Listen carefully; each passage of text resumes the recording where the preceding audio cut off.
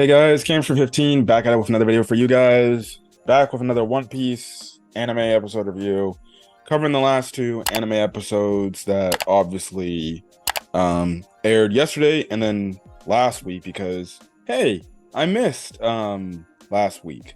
So that's kind of the thing there. These two episodes were absolutely crazy. Again, going forward with the story of One Piece, we're now basically in endgame One Piece territory now, because this was like the part in the manga where Oda basically said, "Oh no, we're in the final saga for One Piece now." So, with the crazy reveals that happened the past 2 weeks, trust and believe, it's only gonna get crazier. So last week's episode was kind of basically an episode focused on the little festival that they have going on and everything, which it was nice to see. It was nice to see Luffy, the other characters, having a good time, enjoying themselves and everything. I thought it was funny how they made this whole banquet for them, and then Jinbei's the only one sitting at the table, and he's like, "Yeah, they couldn't wait for a few hours, so they just went to go enjoy the festival," which I guess it's perfectly in the characters of Luffy and company. You just have it to where Luffy, Chopper, and Yamato, they're kind of going around Wano looking at this festival and everything, and just having basically a fun old time and everything. It was pretty cool. And then we also get some interesting reveal drops as well in terms of this episode. Robin ends up going down these flight of stairs into this like holding cell or whatever, and then you have it to where Tenguyama shows up and he asks like, "Oh, you like my doll? You like my dolls that I have made and everything?" She's like, "No, not really. I'm more interested in this poneglyph that is right here." And we get two revelations in this scene. One of the revelations in this scene is the fact that Tenguyama is actually Kozuki Sukiyaki, aka Odin's father, aka Hiyori's and Momonosuke's grandfather. He was not dead. He did not die due to the food poisoning or whatever that the Orochi did, and he basically blames himself for everything that happened up to that point. And we find out that basically he hasn't told Momonosuke or Hiyori yet about his whereabouts, but he has a feeling that the scabbards probably know who he truly is already. But that was obviously a wild revelation right then and there. I know when I read the manga, I was like, whoa, his dad is still, Odin's dad is still alive after all this time. So obviously, whenever he ends up telling Momonosuke and Hiyori, obviously, about him being who he truly is, you can think it definitely would help Momonosuke in terms of learning how to lead the country and everything. Because you have to imagine that the scabbards are going to teach Momonosuke to become a better samurai and become a really good samurai. Sukiyaki could definitely be there to teach him how to be a good shogun. So that's pretty cool. And then plus, that's literally, outside of Hiyori, for Momonosuke, like the last member of his family that's probably still alive. So, you have to be like, all right, at least Momonosuke and Hiyori have another family member still alive in their family. We also get revealed to the fact that way back when, like early stage One Piece, way back when Robin read the poneglyph in the little cavern area, or the cave area in Alabasta. If you remember, Crocodile went down there and he's like, all right, what does the poneglyph say? And Robin basically said like, oh, it just is their history or things like that, and that gets a shout out, a callback all the way back then, because Robin tells Sukiyaki like, yeah, I read a poneglyph way back in Alabasta. Is it true that the ancient weapon Pluton, it resides in this country? And this shocks Tenguyama, and or actually I can call him Sukiyaki now. This shocks Sukiyaki, and he's just like, how the hell did you know that? And then he ends up saying, yes, it's true. the ancient weapon Pluton resides in the land of Wano. So absolutely crazy that we finally now have a confirmed location, another confirmed location of the ancient weapon. Because remember, the other ancient weapon, which is Poseidon that we already know of, that is basically Shirahoshi. We know where Shirahoshi resides, which is basically the Fishman Island, basically. So that's the second out of the three ancient weapons that basically are revealed and known in their known location are at. Now we still don't know where the third ancient weapon is, which is Uranus. Where that is at, you know, people may have like their freaking predictions, like, oh, it could be the moon or something else. Who knows? But I remember again when this was revealed, this was groundbreaking news because it's like, holy hell. That freaking battleship that Crocodile was looking for this entire damn time, it was in freaking Wano. On top of it, this ancient weapon was in Wano, residing all this time when Orochi and freaking Kaido were overruling the country, and they could never find this ancient weapon. So the fact that Pluton has eluded not only the world government, with the fact that it's in a country that, well, the world government really doesn't affiliate with, and they kind of stay away because they're like, oh, they samurai, they're actually pretty OP, we don't want to mess with them, so we'll leave them alone. And then on top of it, an Emperor of the Sea and even a pretty much of a dictator in Orochi could never find this ancient weapon. It goes to show you, like, okay, absolutely crazy. Now where Pluton is in Wano, who knows where it could be at? It could be at in one of the regions, hidden somewhere. Who knows? Is it like a now rusted old ship now, or maybe is it still functional? Who knows? But it's absolutely crazy to see that this ship has been here this entire time. Robin's been hiding this secret basically the entire story of One Piece. Never had the heart to tell Luffy. Never told anybody else on the crew. And it was a damn good thing she didn't tell his Crocodile about that, because that would have been his next place to go to, which would have been Wano, just to try to find it. Now, obviously, he would have had to have his issues with Kaido and everything, but the question may be where, if he could have found it. Now, again, obviously, Robin knew, okay, this is a thing that Crocodile cannot get in his hands, because if he gets in his hands, you know, he could potentially take over the entire world of One Piece. So that's why she didn't tell him. So that was a huge revelation right then and there. You had to where the Admiral Ryokugyu starts showing up. He ends up going to one of the Udon prisons, where basically what's left of Kaido's crew. We see King and Queen. They're there. They're badly hurt still from the fight on Onigashima. And basically this dude, he takes them down with absolute ease. And we later find out in this week's episode, the episode that aired on Saturday evening, the fact that he basically has a plant fruit, and basically his powers basically give him the abilities to like spread plants around, and then obviously like drain the nutrients out of people as well, because he absolutely destroys King and Queen. Now obviously he's an admiral, we got to factor into that, but obviously you would think maybe King and Queen would stand a better chance if they were fully healthy, compared to them being basically damn near very badly hurt. So who the hell knows? So that's kind of the crazy thing. And then obviously we kind of end that episode off with the crazy reveal, because Kid is all pissed off about something in the mail. Also too, I forgot to mention at the start of the episode, we see the we see the five elders, the Gorosei, and they're basically like looking at Luffy's bounty poster now, and they're like, oh, we cannot use that picture. Can they stop mass producing that freaking image? Can they stop doing that, please? Because that cannot get out. But obviously Morgan's like, why is the world government gonna hide things like this from us? No, print that shit. This needs to get out. We got big news. The world is changing. We have big news. So people are seeing this and everything. and they're seeing like what the hell's going on and everything. So this doesn't make the Gorosei happy, and we basically get revealed that Luffy, Law, and Kid's bounties have all raised to 3 billion now. 3 billion berry bounties now.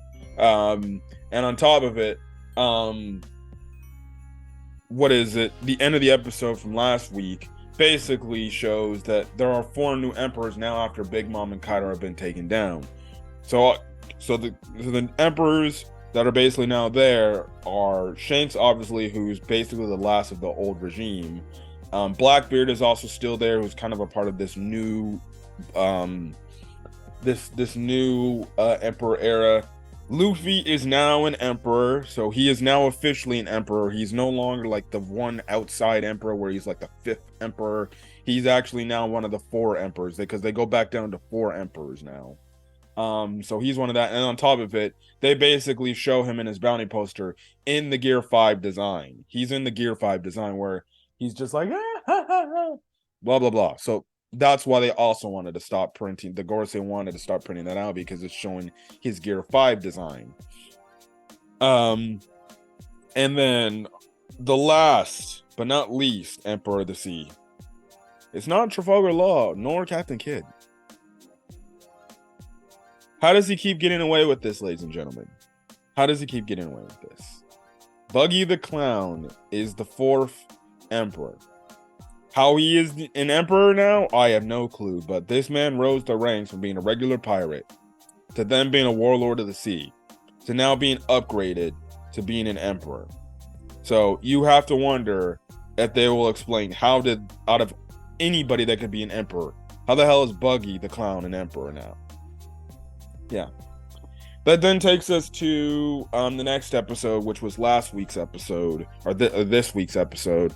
And basically, Ryokugyu is basically walking to the flower capital because he's seeing everything going on, and he's just like, yeah, I'm glad that you guys are enjoying yourself, but sorry, this can't happen anymore. I gotta praise Sakazuki.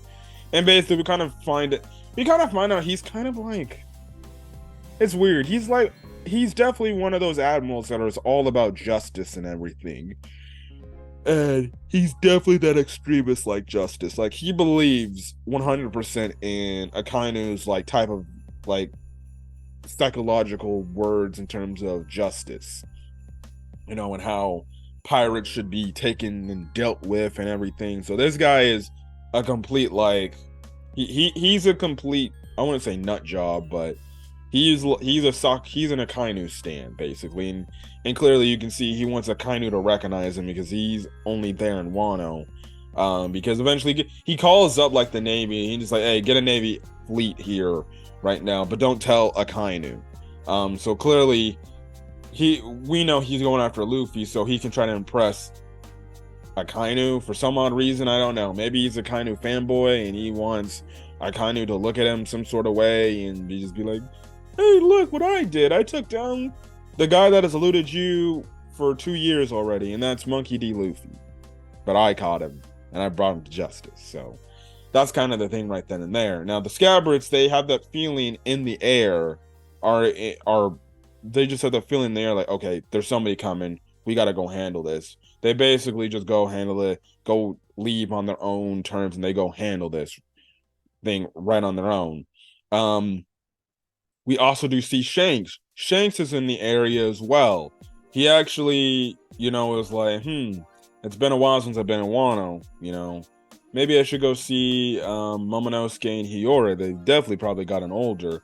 And then two, his crew knows that Luffy's there, and his crew's kind of egging Shanks on to be like, hey, can we go see Luffy? Can we go see Luffy, please? Shanks, please. Shanks ends is like, it's not time yet. We're not gonna go see him. Which, okay. Obviously, if your crew's saying they want to go see him, you might as well go see what he is, because he's a good pirate. And they make a mention like, oh, he's a great pirate now, and clearly his crew wants to see him. I don't think if they would have seen him, they would start anything, or and things like that. I think they would just be like, hey, Luffy, what's up, man? It's been a while. And they probably just say hello and probably be like, look, we got to go do our own thing, but it's nice to see you again. But clearly, obviously, that reunion is gonna have to wait. It's obvious that Oda wants this reunion between Luffy and Shanks to be on a very grandiose stage, to where it's something that's memorable, and it's something that you just don't expect. And then obviously too, it's just one of those moments in One Piece where you're just gonna look way back down the road after the series is over and be like, that was a great freaking moment, the reunion between Luffy and Shanks. Shanks also has a flashback to, like, his time with Odin, and then when he's looking at Luffy's bounty, he basically recalls the moment when they freaking stole the Hana Hana. No, not the Hana Hana. Freaking, that's damn near that's Robin's fruit. The human fruit. God damn it, I forgot what the Japanese name is for that devil fruit. The human fruit model Nika.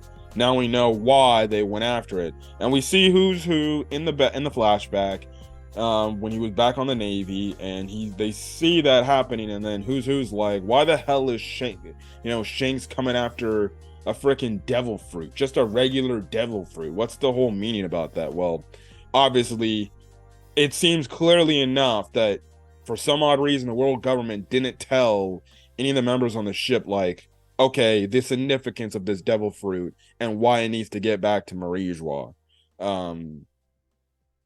I don't know why you would tell your men that. Obviously, maybe for greedy purposes, probably, to just be like, hey, we don't need these people to know, like, what type of devil fruit is, because what if they just be like, oh, it's a sun god fruit? Oh, maybe I might need to take that for myself. So that's probably why they didn't say anything, which it's stupid, but regardless, it's like, if these are some of your trusted men, like, you would think, hey, get these people, understand the significance of this. Say, like, no, this is a very important devil fruit. Then, yeah, and if they don't want to say it, just say it's a very important devil fruit that could potentially change the damn world if it gets into the wrong hands. That's all they probably had to say in their eyes. Like, crazy. But yeah, that's kind of the thing. Also, Shanks also ends the episode off basically telling Ben Beckman, saying, like, I think it's time now, and basically saying, like, okay, it's time that they go after the One Piece. So now Shanks is gonna start going after the One Piece now. So maybe this was like maybe this was a certain point where maybe he knew Luffy was gonna become a great pirate up to this point, or maybe it's also the fact that he knows, okay, Big Mom and Kaido are now down. More importantly, it now looks like the tides of a new era are starting to turn, because the last few this episode and even last week, they bring up the mention of the fact, like, a new era is now starting in the One Piece world when it comes to the pirate era, a new era. And basically that's probably what Shanks is thinking, and he's like, okay, this new era is basically right here, right now, on the horizon, essentially. I think it's time we now make our moves before, hey, we probably get taken down, and then that just furthers this new era. And obviously Shanks is probably, in a way, it's weird. Shanks is kind of like a member of, like, I would say he's kind of like a member of the newish era in terms of pirates, but obviously you can tell he's a part of the old guard as well. If anything, he's like one of the last members of the old guard. So that's kind of the thing right then and there. So you would have to mention he's going after the One Piece before he probably could envision himself getting taken down. They also do mention Bartolomeo, saying, and that's another reason why Shanks says he can't meet Luffy, because they make the mention, like, okay, yeah, this Bartolomeo guy, he burned down, like, our Jolly Roger and put Luffy's on ours, and hey, we can't make the people lose distrust in us and thinking, like, oh, we're not this great of a pirate crew or something like that. So it is what it is. So that's kind of the thing right then and there. So going on further in this episode, before we kind of get to the groundbreaking news, the Scabbards take on Ryokugyu. I don't know how to pronounce his damn name. And they're actually having trouble with him. They are having some trouble with him, and it seems like he's a lot more difficult of a match for them. On top of it, he ends up transforming into this like freaking tree man looking man, which I'm guessing would make him stronger like hell. Yamato then comes in basically saying, like, I'm not gonna let you come in and take Wano, basically. You know, we just got out of this issue with Kaido. You have it to where Ryokugyu ends up asking Yamato, like, who the hell are you? And then Yamato's like, my name's Yamato and I'm Kaido's son. And he's like, Kaido's son? What the hell? I'm also mentioning the fact that, like, okay, Yamato got pretty strong Haki. It looked like that attack did damage to him, but to the fact he's like, that kind of hurt, man. All right, well, let's go. Again, it just shows you the strength of these admirals. You know, to them, some of these attacks can hurt them, but it's like they still get back up and they're just like, that hurt, but let's see if you can try to do it again, right? So yeah, Momonosuke then ends up coming. So then you have it to where Momonosuke ends up coming in with this whole issue, and he looks like he's about to do a blast breath, but it fizzles out, and then he ends up biting Ryokugyu, but Ryokugyu kind of not grabs Momonosuke and everything. He also is shocked that there's a pink dragon, and he's like, wait, I've never seen this devil fruit before. What the hell is this? So that's kind of, and we're kind of locked right then and there. Now, you know, before it looks like Yamato's going to get involved, but Momonosuke's like, no, Yamato, stay back. I got this, basically. So who knows what freaking Momonosuke has to offer or what he has to do. So we'll see. We will see.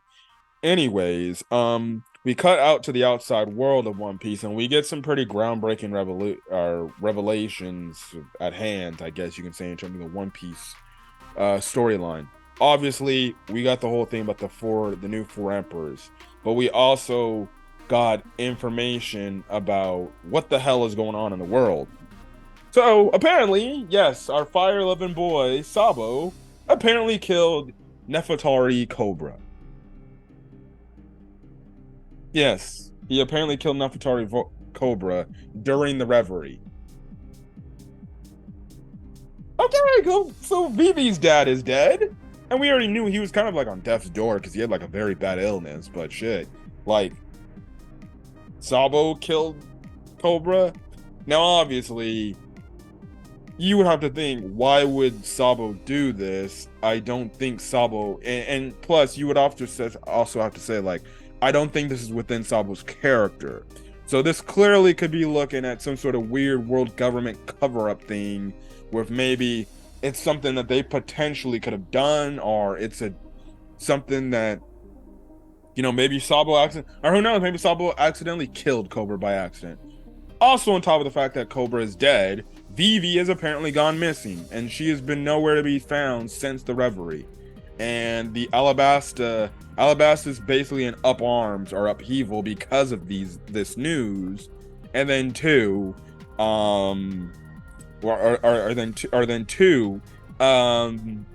what's his face? The Alabasta ship with like Pell and Igaram, they have yet to leave the port because their officials, their king and basically their princess has yet to arrive, so they can't go back and everything. Now, if you remember back when Emu showed up, the mysterious shadowy figure who sat on the throne at the end of the Reverie arc, you know, he was in that one flower garden looking at obviously pictures, and one of the pictures had Vivi on them. So you have to wonder, did the world government, did this individual, did Emu capture Evie and she's like held and she's captured and she's a captive, which would mean then Luffy and company would potentially have to freaking go save her at some point in the story because that's their friend. Who knows? Who absolutely knows? They also bring the fact that basically Revolutionary Army, they're basically going to war with the world government and everything, and basically with what Sabo did in terms of you know, what happened with the fight with Ryokugyu and holy hell, the other admiral, Fujitora, because remember, last we saw of Sabo was when he saw Kuma and he freaked out and he went to attack the Celestial Dragon and everything. that was having Kuma to try to save Kuma, basically. And apparently find out that got the admirals involved and everything, and that was a whole crazy fight within itself. And basically they make the mention like, well, it's a lot harder to fight at full power, you know, in the Holy Land of Marijwa. So clearly that's kind of the thing. Also too, he like burned like this, like, you know, this Marijwa statue that is like a semblance of the celestial dragons. And basically because of this, and along with the death of Cobra, this like made Sabo like a freaking hero to like rebels who rebel against the world government and everything. And basically they're calling him like a hero and everything. They're calling him the Flame Emperor. So you cut over to like a few countries celebrating this. This one country is like, the Flame Emperor Sabo is doing all this damn work. And then they also bring up the fact Sakazuki keeps hearing about is the whole thing about what's going on with Luffy being a fourth emperor. They're like, yeah, and then his brother, he defeated Kaido and freaking Big Mom, and now it's an emperor and everything. You know, crazy times right now. And things like that. I'm trying to think if there was one other big news. Also, too, they bring up the fact about what happened with the Celestial Dragons, about St. Charles and about him getting attacked, and you know, and they're like, oh yeah, the one Celestial Dragon, Miusgard, he's basically kind of being put on trial, and the Holy Knights, or the Gods Knights, are they're handling that situation. Sakazuki's like, okay, then don't worry about that shit. That's their problem to worry about. So we get a reveal that Miosgard is basically being put on trial to these holy/god knights, which must be some sort of high-tier One Piece characters, in terms of Marijwa. So a bunch of freaking revelations. And then Sakazuki ends up talking about like, I ended up becoming a fleet admiral during a very substantial, crazy era, huh? Well, they're all gonna go down nevertheless. And that's basically kind of it for this episode. I basically covered everything that needed to be covered with, which, again, it goes to show that, crazy enough, the One Piece storyline is changing. It's getting crazy now. You know, you got Shanks going after One Piece, you got things going on, Cobra's dead, BB's captured, Sabo's being proclaimed as some sort of Flame Emperor hero. We got these things called the God Knights. Absolutely crazy. We finally get revealed about Ryokugyu, who, if you guys don't really know, you know, he's the third and final admiral that obviously replaced the old Admiral Guard. Because, you know, Akainu, he moved up to be the fleet admiral. You have it to where Kizaru is still there. Fujitora came out of like some weird retirement, and he's now one. And then Aokiji, he ended up leaving the Marines, and he's now a member of the Blackbeard crew. So absolutely crazy stuff. But I'm telling you guys, One Piece is gonna get a lot more crazier. I know with the manga it's very crazy, but yeah. But anyways, that's basically all I gotta say for this week's episode of One Piece. But if you guys like the video, leave a like, put in the comment section your thoughts, hit the subscribe button if you want to get more One Piece content and things like that. But till then, guys, catch you guys in the next video. Peace.